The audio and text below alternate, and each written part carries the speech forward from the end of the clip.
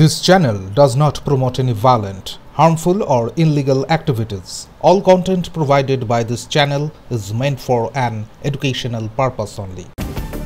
নিয়োগে স্বচ্ছতার দাবি ও পুনর্নিয়োগের আশায় ফের নবান্ন অভিযান করলেন চাকরিহারা শিক্ষাকর্মীরা।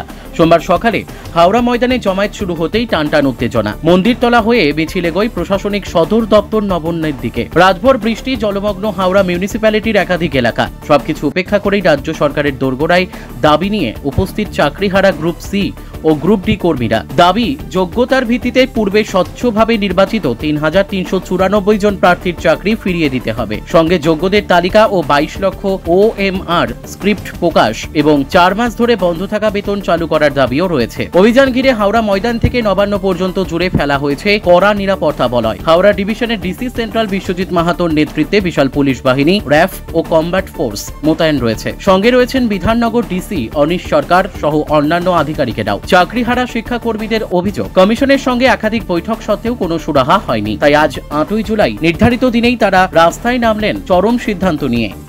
আমাদের দাবি হচ্ছে যোগ্য ৩,৩৯৪ যে শিক্ষাকর্মী আছে তাদের সম্বন্ধে সুস্পষ্ট বার্তা দিতে হবে।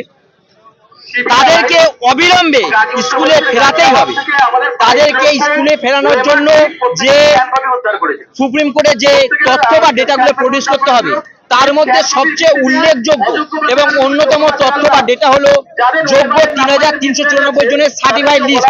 সেটা এসএসসির পাবলিক ওয়েবসাইটে পাবলিশ করতে হবে এবং তাদের রিভিউ ফাইলিং এর সঙ্গে অ্যাটাচমেন্ট করতে হবে।